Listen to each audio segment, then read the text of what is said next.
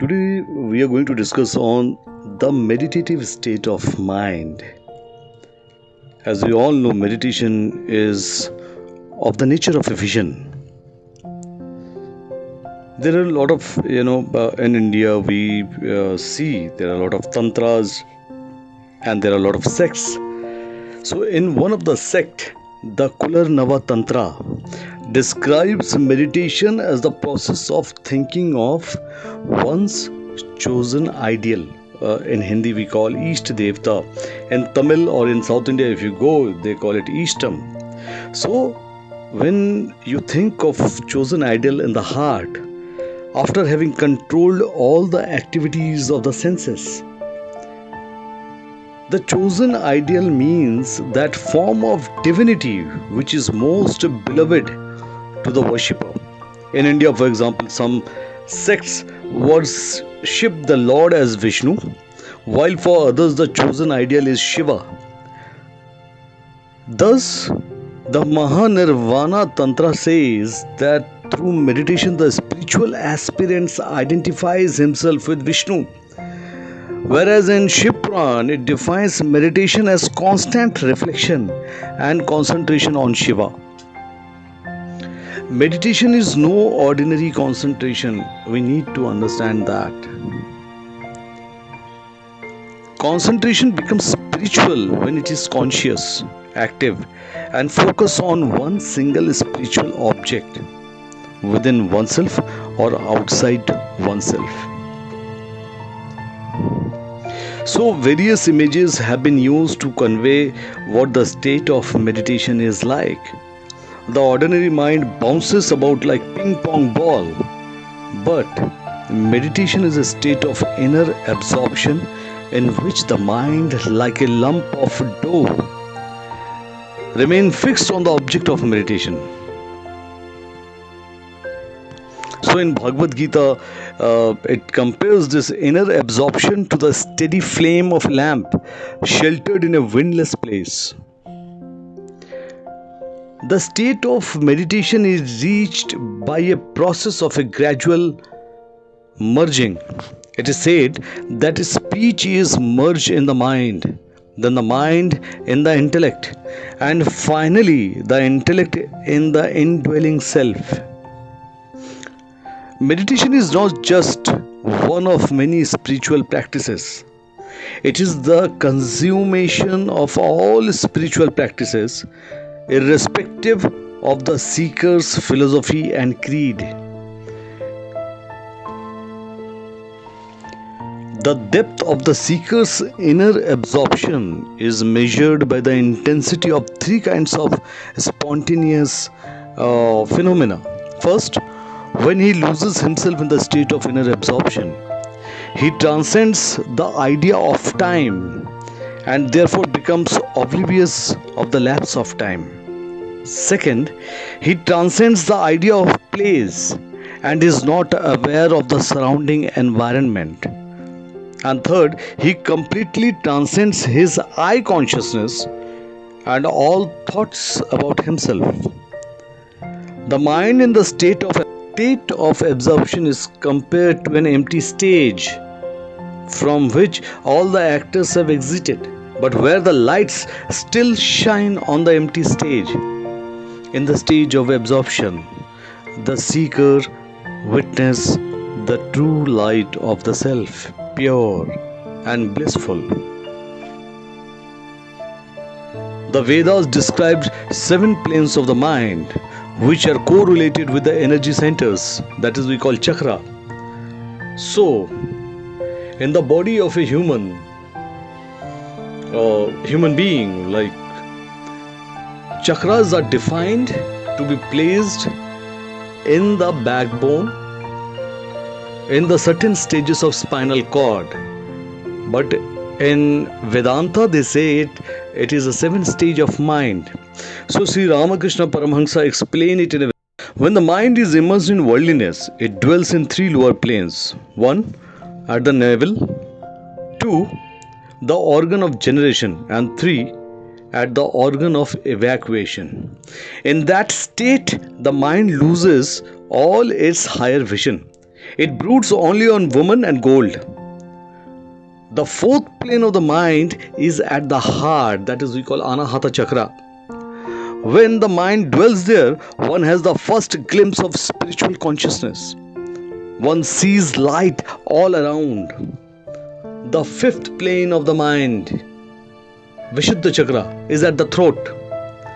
When the mind reaches this, the aspirant becomes free from all the ignorance and illusion.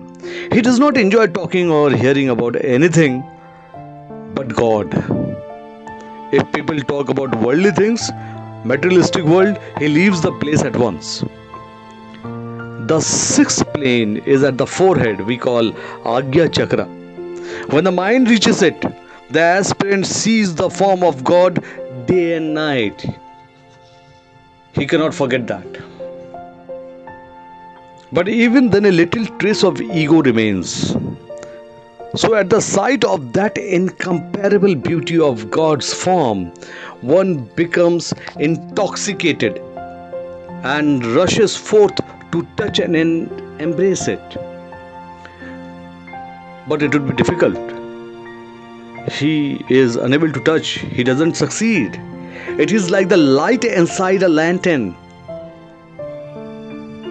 One feels as if one could touch the light, but one cannot on account of the pane of glass. So that light is inside that glass, but we see it so vividly. It feels that it is right in front of me. Now, the last plane, that is called the seventh plane, Sahasrara Chakra. When the mind rises there, one goes into Samadhi. Then the Brahmagyani, knower of the Brahma, he directly communicates with the cosmos. But in that state, his body does not last many days. He remains unconscious of the outer world. So meditation can be described as diving deep within ourselves. Each time we dive, we touch the ground of a being and undergo permanent transformation. And when we surface, come up, we express that transformation in our action and conduct. At the same time, in meditation we reach a great height of realization, where the idea of time appears to be a reflection of the timeless. We enter into a sanctuary that is the holiest of the holy shrines and temples. In meditation, we consciously pass through the three states of our consciousness. Those three states are waking, dreaming, and deep sleep. Person going into the slumber. And try to reach the fourth dimension of a being. That is we call Turiya. Turiya is a Sanskrit word, the fourth state, which is the state of the self. The first three states are all in the realm of the mind. The same mind divides itself into subject and object in all the three states. Now the fourth state, Turiya, there is no division, there is no outer object, there is no inner object, it is just the self. It is unperceived by any sense organ, incomprehensible to the mind, unrelated to any object, unthinkable, undescribable. It is essentially of the nature of consciousness, constituting the self alone. It is peace, bliss, and one without a second. It is known as Turiya, the fourth. It is the Atma on which the mind dwells. It is the Atma. While meditating, we talk with that. We are not talking with any inner object or outer object, but we get unite with the Atman. That is the real state of meditation. The meditative state is not a passive state of mind. as many people believe. On the contrary, it is an intensely active and conscious condition. Through meditation, we live many lives in one life with an intense speed. We regain our sanity, our correct vision, our umbilical cord to the cosmos, and a faith in our inescapable spiritual destiny. Life begins with the question, who am I?